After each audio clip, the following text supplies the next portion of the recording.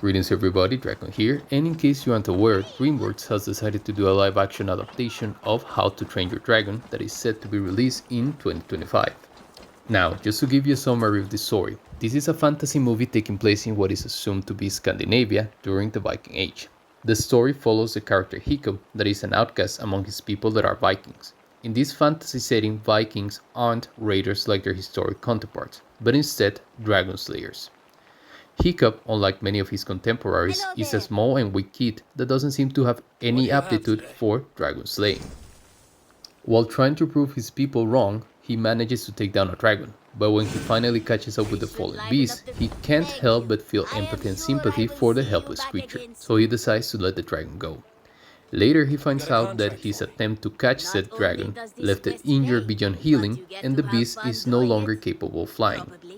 Now trapped with this secret, he has no other choice but to take care of the dragon, knowing that if he is discovered, it will mean the death of the beast and the probable animosity from his people. Throughout their forced cohabitation, they end up becoming friends. Eventually, he gets discovered, and as fear, Hiccup's people want to execute the dragon, and they also ostracize him for sheltering the beast. Hiccup ends up defying his people, especially his father that is the chieftain of their clan, to try and save his new friend. By the end, Hiccup and his new dragon friend named Toothless help his clan defeat a giant dragon menacing them. This ends up changing the clan's minds about dragons, so they accept to work with them and coexist in harmony, plus earning Hiccup respect and admiration for his actions. Hiccup's and Toothless adventures continue in 2 sequels, but overall, that is the meat of it, a story about friendship, fighting prejudice, forgiveness, and change. You might be wondering, why am I telling you all of this? Well, the issue is that just like Disney, DreamWorks decided to start forcing diversity by race-bending a character of this story. Now, as I mentioned, this story is supposed to take place in Scandinavia during the Viking Age, so by common sense alone, this won't be a setting that allows any diversity. You might say, but it's fantasy, and yes, but further let me ask you this. Would you be alright if a story that takes place or mirrors a place like Africa or Asia to have Caucasian characters or even a Caucasian main character? By the way, I don't mean a white character that happens to arrive there, but a white character that is said to be from this place, ignoring the actual inhabitants from the setting in question. I know for a fact that there are a lot of people that will throw a tantrum just for suggesting it, and it is the same people that will hypocritically support changes like this solely because it is done to white characters. So for one, I have an issue with such hypocrisy. Also, what is the point of taking inspiration on a culture if its people are going to be ignored, in order to pander and virtue signal? They might as well try to do something based on African culture or Asian culture, which they have done before by the way, like Kung Fu Panda, instead of disrespecting the source of their inspiration.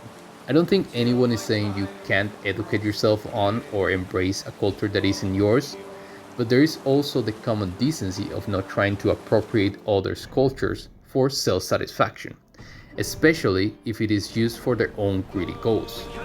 And my second issue is that this type of gestures always ends up killing franchises.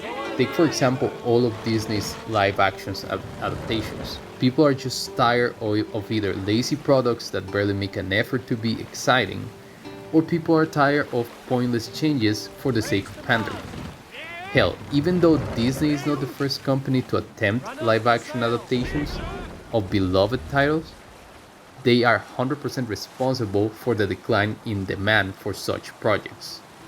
Now, I know I have mentioned pandering a lot throughout this complaint, so if you are interested in knowing my thoughts about this subject, you can check out my previous video titled Race, Gender and Sexuality Don't Matter in Fiction. Also, I know this will be brought up, so I'm going to address it right now. Yes, they might have been a handful of Black and Asian Vikings, but that will be an incredibly small segment of the entire Viking group. There's also the fact that Vikings weren't a group of people but more of an activity the Norsemen took part of. I mention this because some think that Vikings is basically how this group of people were called, when in reality they are just Norse people that happen to go raiding. So there wouldn't be such a thing as a Black Norse person or an Asian Norse person.